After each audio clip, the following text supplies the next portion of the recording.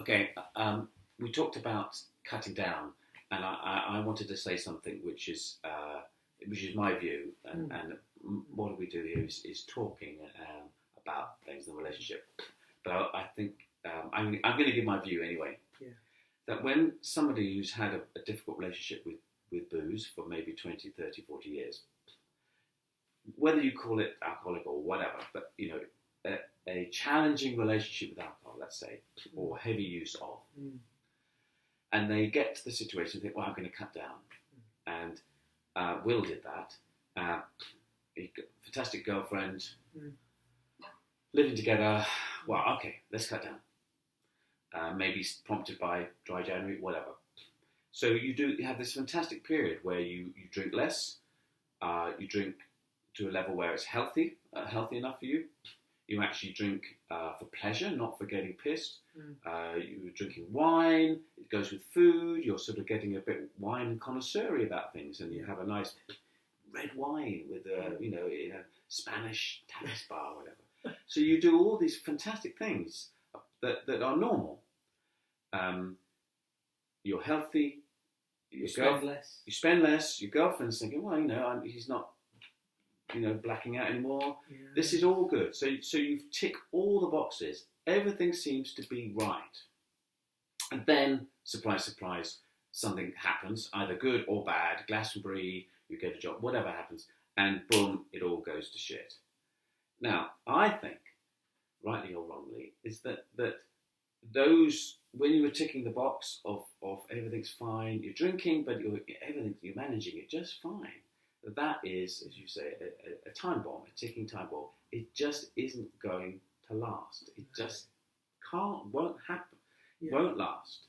And so instead of thinking, if it wasn't for the Glastonbury or for that period of, when my mum died or my mum this or whatever it is, whatever good news or bad news, which then changes you. Yeah. It's not that event that's the problem. The problem was actually that so-called golden period where you were cutting down but still obviously drinking. Yes. That drinking is the bit that produces the everything.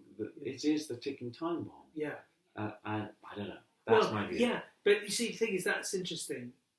And in my case, it was my Glastonbury ticket that was the bomb that was ticking up, leading to the explosion. But I put it to you, there, Andrew, that there are many people, and I could have been one of them, that could have carried on heavy drinking with, moments of periods of cutting down, enjoying the finessing it, never having a Glastonbury moment, or some terrible event like a kind of crashing a car or doing something awful around that. Some bad events, but not catastrophic events. Then, nonetheless, carrying on drinking into relatively old age. Okay. And I maintain that many people are doing and will do that, and I could have been that person. Yes. I don't think necessarily I would have ended up in that kind of rock bottom. Yes. And then the question is, how bad is that? Yeah, how bad is that? And I don't think we should make a necessarily huge judgment on that. No.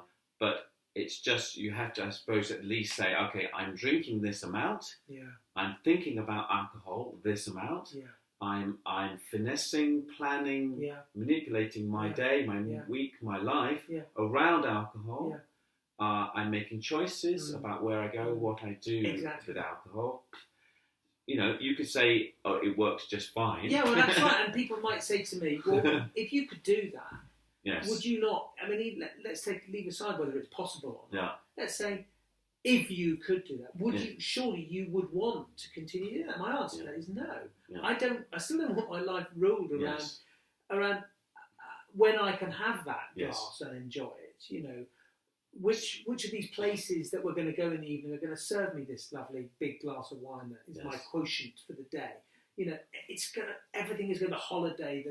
Everything's going to be. So in the end, you didn't even want this sort of maybe fantasy life or whatever, or of being able to cut down, drink a little bit less than terrible, huge drinking. Yeah. You didn't want that because you realised of all the calculations, all the manipulations of it, all the effort, time, money, it still wasn't kind of worth it, even though you were that wasn't the way in which I stopped, I suppose. I didn't calculate all of that and think, oh, do you know what, I don't think I don't want that.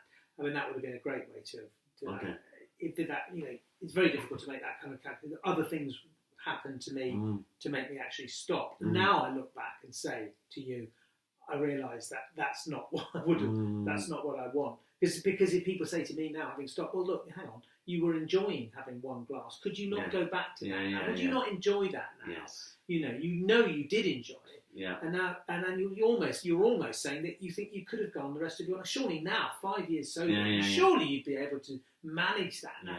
The answer is no, I don't want to do that now. Yes, you don't want to manage it. I don't want to manage it. That's a massive thing, isn't it? Yeah. So it's like manage tea. It's like not wanting to have I don't want to have a dry January. No. I don't want to have this managed sort of way of dealing with alcohol. I don't want the cutting down. I don't want anything to do with it. I don't want all my decisions to be made based around when and where I can have this thing that I've allowed myself. Yes. I want. In other words, you're still sensing that it controls you, not would. You controlling it. Absolutely. It would. And that's the switch, isn't it? Hang on a minute. If I'm living my life with making all these decisions about my drinking, who is in control? What is in control? Is it controlling me, or am I controlling it? And that's the kind of switcheroo that you do, isn't it? Where you think, right, hang on a minute, no, it's controlling me because I'm having to think about it and plan it all the bloody time. Yeah. Okay, right, I'm going to make a decision to and as I say, that other things probably have to happen to make you realise that, because the other thing you've got to remember in all of this is that you're not unlikely to draw these conclusions if you're a drinker, because you want to protect your drinking. So these are not going to suddenly appear to you as being a great way around the problem. I know, why don't I just stop? It's just not likely to happen because you're always protecting your drinking. So other things probably have to happen. We can talk about that maybe in another video. But I just know that I don't want to ever have to worry about that again, and to reintroduce that into my life as something.